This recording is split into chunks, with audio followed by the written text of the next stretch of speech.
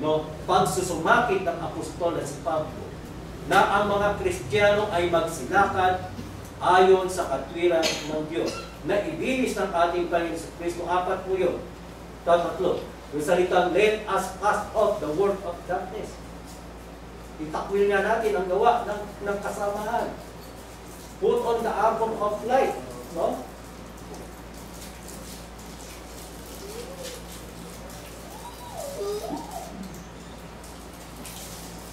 Isakbat ang mga sandatang ng kaligtasan, magsiglakad tayo manhigaya ng araw.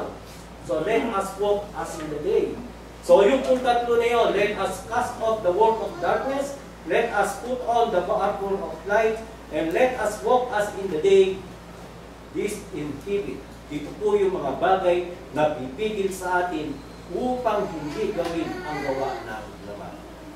Sa pamamagitan nito, we are putting on the Lord Jesus Christ. So hindi natin sinusuot ang ating Panginoon Kristo, kundi kinukuha po natin yung character, yung virtue ng ating Panginoon Kristo ayon po sa kanya mga kautusan. So pansinin po natin yung harmony ng Romans 13:14 at Galatians 5:16. So yung pong Galatia, naka-foundation po doon, put on. No, ibinihis natin si Kristo sa bautismo.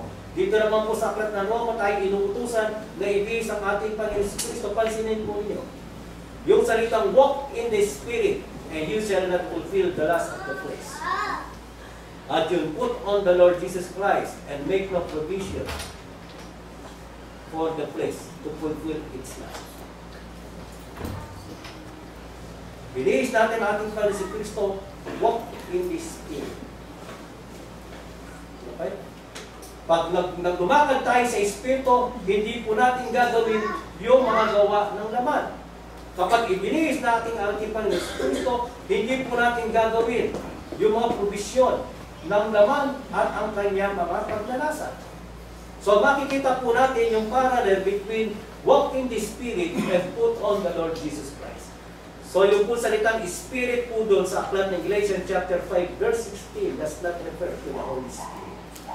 It is used figuratively. Kagaya po ng pagkakabanggit ng ating apostol si Pablo, yung salitang ating Panginoon si Kristo. Hindi po natin sinusuot ang ating Panginoon si Kristo literally, but we are living in Him.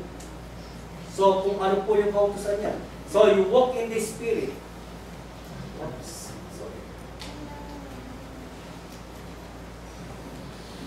So kaya po, walk in the Spirit is the precise and forthright in the context. No? Ito po yung walk in the Spirit, it is our outward life. Mga bagay na nakikita ng tao. It is a precise and forthright in context, the outward life, the character and the virtues of the saints, exhibiting the fruit of the Holy Spirit. Ano po yung fruit of the Holy Spirit? Pansinin po yun. Ito po yung dati na itanong po natin. Pag binasa po natin yung works of the flesh, binabanggit ng apostol si Pablo, works of the flesh, that is the plural, no? Binabanggit po niya sa tao.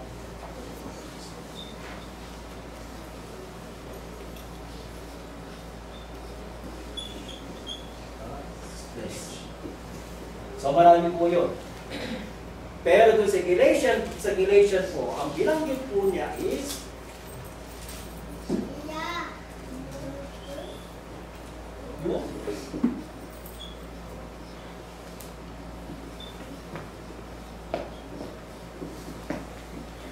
fruit of the Spirit.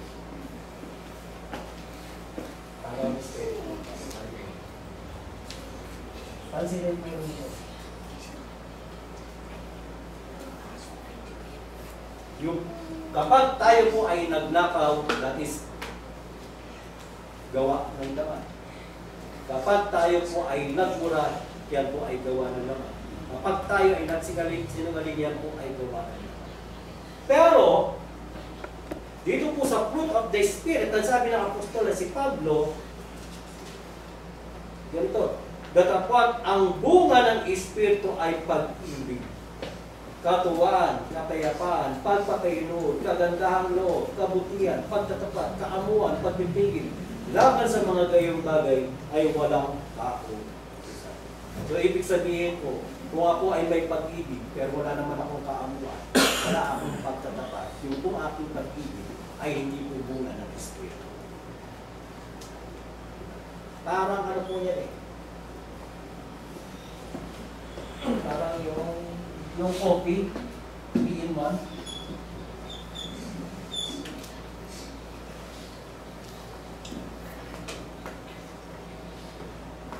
So, ibig po sabihin,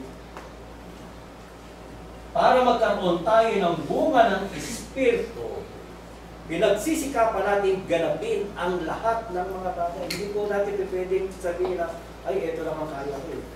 Bahala na ang Diyos dito. So, tinitingnan ng Diyos yung ating pagsisikap natin na ganapin ang lahat ng mga bagay ngayon. So, yung fruit of the Spirit, yung fruit, kinakailangan maganap po natin kung sikap. Subalit kung sa ating pong pagsisikap, tayo po ay nabibigo. Sinisikap natin, pero tayo po ay nagkakasala pa rin.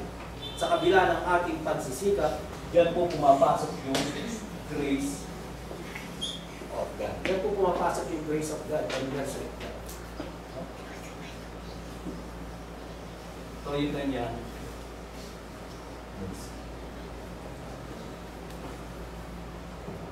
Tinitingnan Diyos ang ating puso. Kung sinisikap natin na tayo ay mabuhay ayon sa kautusan ng Diyos at ganapin ang kanyang mga utos, subalit tayo ay natatalisod pa rin po sa kabila ng ating pagsisikap, ito po ang gumagana sa atin. Pero kung wala po tayong effort na ginagawa para ganapin po ito, at sasabihin natin, mabagay naman ang Diyos eh. No, halimbawa, yung maging kaugalian na natin, halimbawa, yung maluri ng tao.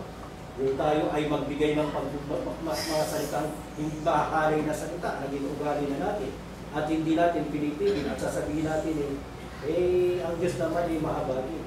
Hindi po habag ang masusumpuan natin. Kanyang galit ang susumpahin po natin. Bakit? Sapagkat hindi natin tayo nagsisikap. Diba, minsan, pag anak natin, halimbawa, nag-aaral na lang. Kumusta na? Nakikita naman natin pagdating ng bahay, nag-aaral, nagbabasa. Pero pagdating ng exam, bagsak, ano sinasabi po natin? Nakakailan yan. Ginawa mo naman lahat ng bagay. Pero pag ang anak mo, di ba? Pagdating ng bahay, Facebook, laro, tulog, load, TV, laro ulit. Pagdating ng exam, bagsak, ano sasabihin mo? Di ba? Pagkagalitan mo. Bakit? Wala siyang pagsisika. So, ganun din po tayo sa harap ng Diyos. Kaya yung walk in the Spirit, ito po ay bahagi ng buhay at kabuuan ng buhay ng Christian. Walk in the Spirit is the same as putting on the Lord Christ. Na pinayahayag po natin sa mga tao, hindi po ang ating sarili, kundi inihayag natin ang karakter, ang ugali, at ang tinatanabang sa Tagalog ng karakter. Pag-uugali, another word. Ngayon, pag-uugali ng yung pag-uugali ng ating Panginoon sa Kristo. Dinidisplay po natin sa lahat ng mga tao. Tayo po ay nababasa. So mapapansin po natin sa aklat ng Acts chapter 11 verse 26, kasi ay unang pinagsabulang tawagin, Kristiyano sa Antioquia. Bakit po sila tinawag na Kristiyano? Sapagkat sa kanilang mga